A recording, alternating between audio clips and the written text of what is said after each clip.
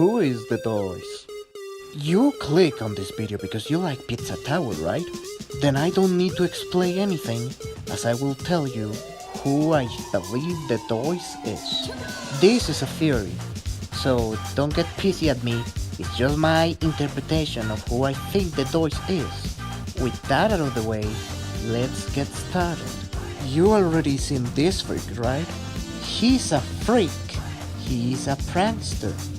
He's a force to be reckoned with. He's the Doise. But what happens when you dig deep into the background of the Doise? We only know that his name is Theodore Doise, that he is a TV star, he is disgusted by pizzas, and that he gets bitches. But aside that, we don't get to know much about the Doise. Luckily, the star of the video is in the Doise we know of. It's the Doise, the much better version of the Doise. Mr. Bootleg over here has been created by a fan, alongside Pedito. But if we barely know about the Doise, how the hell are we going to know about the Doise? That's the thing. The Doise doesn't exist. No one else but the Doise acknowledges the existence of the Doise. Pizzaface doesn't even notice that one of his minions is dead, and he will at least make a funny face, don't you think? Nope, he is not faced by the death of the Doise. And when you go down the tower after you beat Pizzaface, there's no sign of the Doise, not even after the credits. You don't see anything about the Doise ever again. Now, if he's not real, why am I talking about him in the first place?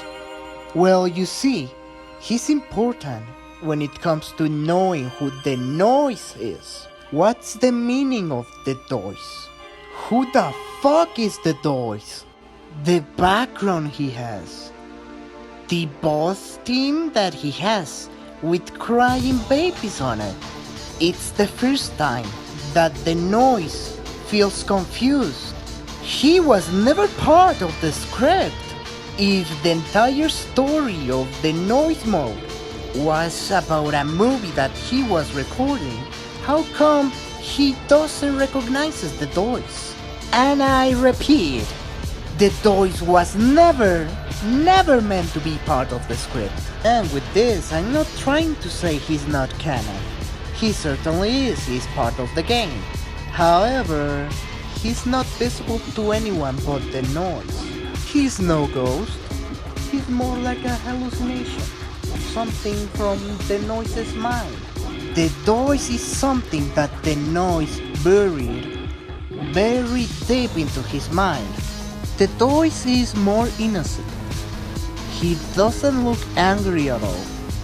He's more of a child, if anything. He throws rocks instead of bombs. He laughs at you when you're weakened instead of pulling out a minigun. He's just having a laugh. Then how come a character so joyful and so full of fun has such a disturbing background? And the music is full of crying noises. Here is where the spiciest part of this game theory starts. The Doise probably represents childhood trauma for the Doise. The background is probably what the Doise thinks of when he's reminded of said trauma. Something deeply upsetting for the Doise to bury these memories away. That should explain why the innocent version of his personality is here. And the Doise we know, it's a complete psychopath. He's full of ego, full of rage, full of a lot of emotions. But when he meets the Doise, he's completely confused. He, the agent of chaos, is showing confusion towards the Doise. And we haven't even talked about Pedito yet. We just mentioned him, but now it's time for him to be explained. If the Doise represents the repressed childhood of the Noise, then Pedito represents his fear towards Pepino. We see the Noise always annoy Pepino. He plays a lot of tricks on him. He mocks him. He's making fun of him every single opportunity he gets. But when it comes to Pedito, the Noise is thinking about what will happen if that pathetic Italian man that does stereotypical hand signs finally snaps at him and shows him what he can really do. The consequences of his actions will might as well end in his own death. And that's why the Doise dies and he never comes back. Unless you do that little 3 times in front of the door thing, but canonically he's fucking dead.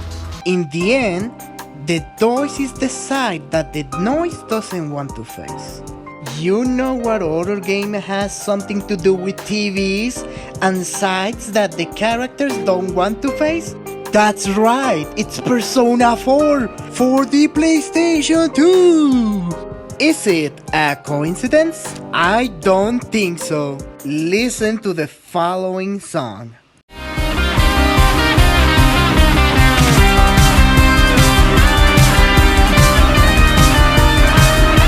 Did you hear it? Then let me play this song.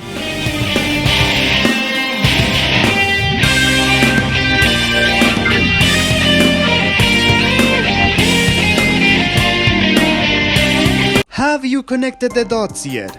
Yes, the pizza tower is just like the TV world from Persona 4. And our main protagonists are facing some kind of depression. So, when the Noise faces the Doise, it's like Persona 4, where he faces his shadow